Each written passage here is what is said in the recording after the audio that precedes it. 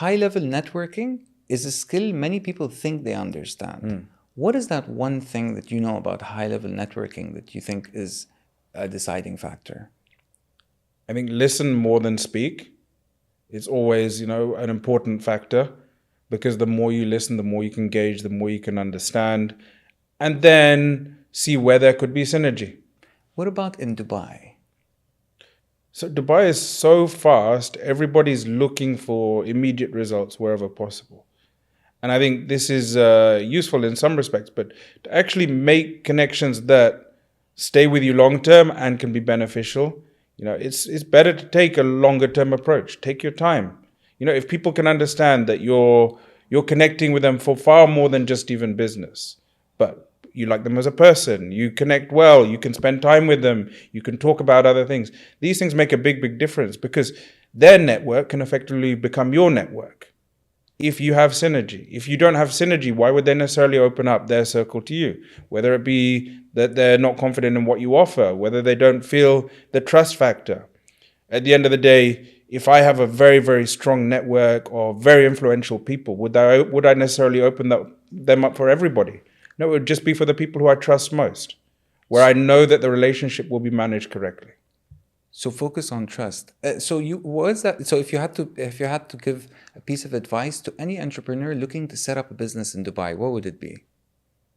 Really do your homework. Make sure you understand exactly what you're getting yourself into.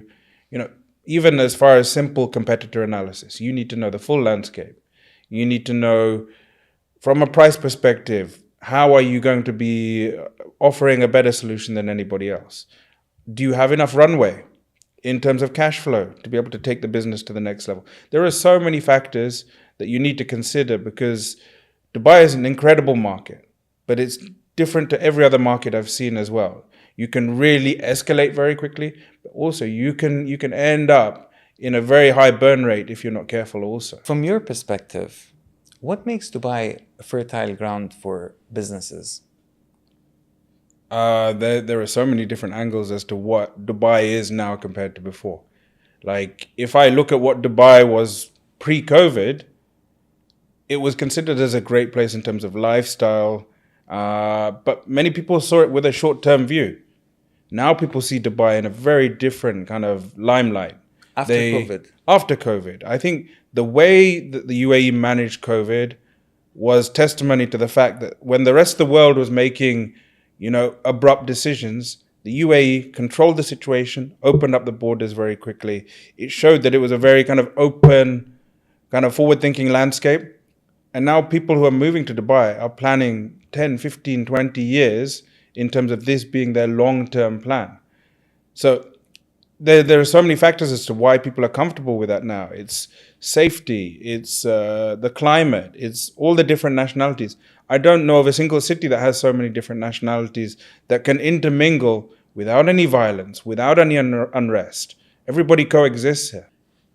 You come across a lot of interesting people, and you've seen them working in different industries. Based on your experience, which industry do you see moving forward?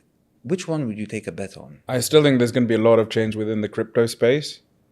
I think the whole concept of money has adapted a lot from the very original days of like a bearer's note to then, now you have the mints printing all different types of currencies, etc. The moment things open up in the digital economy has been a big, big shift that kind of changes the flexibility and the ease of doing things. I think there's still going to be a lot of transition, in terms of how the tax authorities of different governments kind of operate and kind of work together with these new currencies that are in existence right now.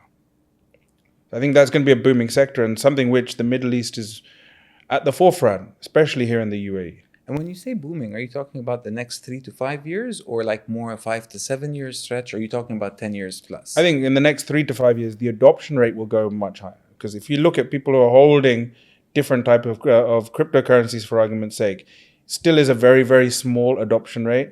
It takes a while for the second generation, let's say, or those within their 40s to 50s upwards, to actually then start feeling comfortable using such new currencies. And what do you think adoption will be like? Will it be like ATM machines everywhere, or how would it be online transfers? I think we're going to be completely surprised with a lot of the changes happening within this sector. It may be far more flexible than even simple ATM machines.